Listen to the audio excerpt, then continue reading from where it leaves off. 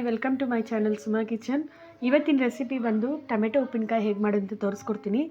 ಅದಕ್ಕೆ ಬೇಕಾಗಿರುವಂಥ ಪದಾರ್ಥ, ನಾನಿಲ್ಲಿ ಟೊಮೆಟೊನ ಒಂದು 10 to 12 ಟೊಮೆಟೊ ತೊಗೊಂಡಿದ್ದೀನಿ. 10 ರಿಂದ 12 ಟೊಮೆಟೊ, 2 ಬೆಳ್ಳುಳ್ಳಿ, ಸ್ವಲ್ಪ ಸಾಸಿವೆ, ಮೆಂತ್ಯ, ಧನಿಯಾ ಸ್ವಲ್ಪ. ಈಗ ಮಾಡುವ ವಿಧಾನ.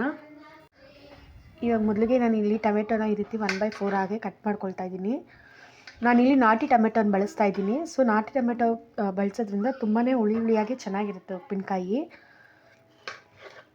ನಾನು ಈ ರೀತಿ 1/4 ಮಾಡ್ಕೊಳ್ತಾ ಇದ್ದೀನಿ ಟೊಮೆಟೊನೆಲ್ಲ. ನಾನಿಲ್ಲಿ ಟೊಮೆಟೊನ ಈ ರೀತಿ ಹೆಚ್ಚಿಟ್ಕೊಂಡಿದ್ದೀನಿ. ಮತ್ತೀಗ ನಾನೊಂದು ಪ್ಯಾನ್ ತೊಗೊಂಡು ಸ್ಟವ್ನ ಅಂಟಿಸ್ಕೊಳ್ತಾ ಇದ್ದೀನಿ. ನಾನೀಗ ಒಂದು ಪ್ಯಾನಲ್ಲಿ ಸ್ವಲ್ಪ ಸಾಸಿವೆನ ಸೇರಿಸ್ಕೊಳ್ತಾ ಇದ್ದೀನಿ ಮತ್ತು ಸ್ವಲ್ಪ ಮೆಂತ್ಯ,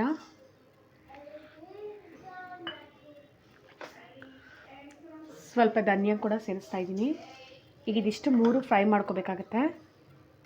ಇವಾಗ ಧನಿಯಾ, ಸಾಸಿವೆ ಮತ್ತು ಮೆಂತ್ಯ 3 ಈ ರೀತಿ ಚೆನ್ನಾಗಿ ಫ್ರೈ ಮಾಡ್ಕೋಬೇಕಾಗತ್ತೆ. ನಾನು ಇದನ್ನು ಒಂದು ಪ್ಲೇಟಿಗೆ ಬಗ್ಗಿಸ್ಕೊಳ್ತಾ ಇದ್ದೀನಿ. ಇವಾಗ ಈ ಸಾಸಿವೆ, ಮೆಂತ್ಯ, ಧನಿಯಾನ ನಾನು ಪೌಡ್ರ್ ಮಾಡ್ಕೊಂಬರ್ತೀನಿ. ಈಗ ನಾನು ಮತ್ತೊಂದು ಪ್ಯಾನ್ ತೊಗೊಂಡಿದ್ದೀನಿ. ಇದಕ್ಕೆ ನಾನು ಆಯಿಲ್ನ ಸೇರಿಸ್ತಾ ಇದ್ದೀನಿ. ಉಪ್ಪಿನಕಾಯಿಗೆ ಸ್ವಲ್ಪ ಆಯಿಲ್ ಜಾಸ್ತಿನೇ ಇರಬೇಕು.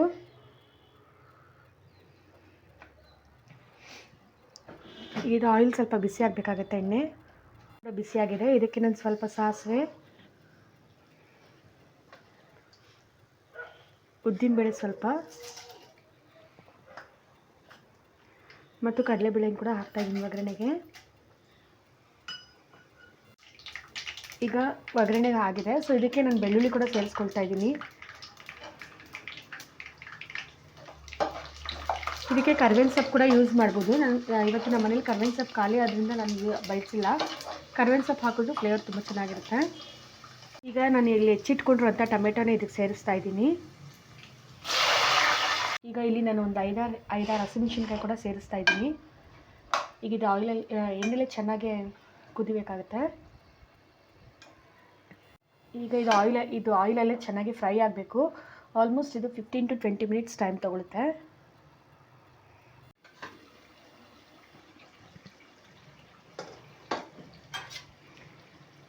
ಈಗ ಇದು ಆಲ್ಮೋಸ್ಟ್ ಒಂದು 50% ಅಷ್ಟು ನೀಟಾಗಿ ಫ್ರೈ ಆಗಿದೆ. ನಾನೀಗ ಇದಕ್ಕೆ ಸ್ವಲ್ಪ ಅರಿಶಿನ ಸೇರಿಸ್ತಾ ಇದ್ದೀನಿ. ಒಂದು 1/2 ಸ್ಪೂನಷ್ಟು ಅರಿಶಿನ ಪುಡಿ ಸೇರಿಸ್ತಾ ಇದ್ದೀನಿ ಮತ್ತು ಒಂದ್ಸರಿ ಮಿಕ್ಸ್ ಮಾಡ್ಕೊಳ್ಳೋಣ.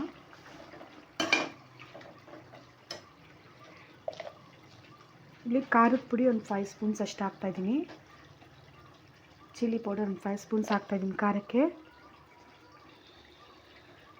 ನಾನಿಲ್ಲಿ ಹುಳಿ ಟೊಮೆಟೊ ತೊಗೊಂಡಿರೋದ್ರಿಂದ 5.5 ಸ್ಪೂನ್ ಖಾರ ತೊಗೊಂಡಿದ್ದೀನಿ.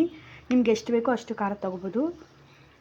ನಾನಿಲ್ಲಿ 5 ಸ್ಪೂನ್ಸ್ ಅಷ್ಟು ಖಾರದ ಪುಡಿ ಹಾಕಿದ್ದೀನಿ. ಅದಕ್ಕೆ 2.5 ಸ್ಪೂನ್ ಅಷ್ಟು ಉಪ್ಪನ್ನು ಕೂಡ ಸೇರಿಸ್ಕೊಳ್ತಾ ಇದ್ದೀನಿ. ಸೇಮ್ ಅದೇ ಸ್ಪೂನಲ್ಲೇ ನಾನು 2.5 ಸ್ಪೂನ್ ಅಷ್ಟು ಉಪ್ಪು ಸೇರಿಸ್ತಾ ಇದ್ದೀನಿ. ಮತ್ತು ಇವಾಗ ಇದನ್ನು ಒಂದ್ಸರಿ ನೀಟಾಗಿ ಈ ರೀತಿ ಮಿಕ್ಸ್ ಮಾಡ್ಕೋಬೇಕಾಗತ್ತೆ. ಇವಾಗ ನಾನು ಇದು ಪೌಡ್ರ್ ಮಾಡಿ ಇಟ್ಕೊಂಡಿದ್ನಲ್ಲ ಸಾಸಿವೆ, ಮೆಂತ್ಯ ಮತ್ತು ಧನಿಯಾನ, ಆ ಪುಡಿನ ಕೂಡ ಇದಕ್ಕೆ ಮಿಕ್ಸ್ ಮಾಡ್ಕೊಳ್ಳೋಣ.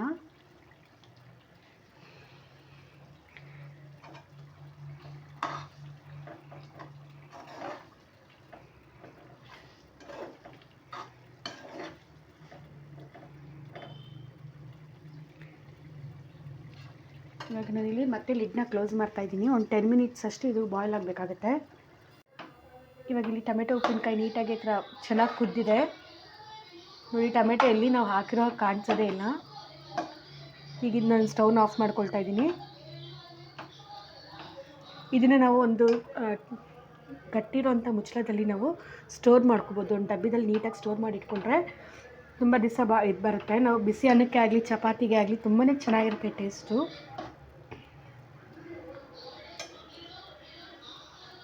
ಈಗ ನಾನು ಇದನ್ನು ಟೊಮೆಟೊ ಉಪ್ಪಿನಕಾಯಿನ ಒಂದು ಸರ್ವಿಂಗ್ ಬೌಲ್ಗೆ ತೊಗೊಂಡಿದ್ದೀನಿ. ಇದು ಟೊಮೆಟೊ ಉಪ್ಪಿನಕಾಯಿ ಇವತ್ತಿನ ವಿಡಿಯೋ ಕಂಪ್ಲೀಟ್ ಆಗಿದೆ. ತುಂಬಾ ಸಿಂಪಲ್ ಅಂತಲೇ ಹೇಳ್ಬೋದು, ತುಂಬಾ ಟೇಸ್ಟಿಯಾಗಿರುತ್ತೆ. ನಿಮ್ಗೆ ಇವತ್ತಿನ ಈ ವಿಡಿಯೋ ಇಷ್ಟ ಆದಲ್ಲಿ ದಯವಿಟ್ಟು ಲೈಕ್ ಮಾಡಿ, ಶೇರ್ ಮಾಡಿ, ಸಬ್ಸ್ಕ್ರೈಬ್ ಆಗೋದನ್ನ ಮಾತ್ರ ಮರಿಬೇಡಿ. Thanks for watching.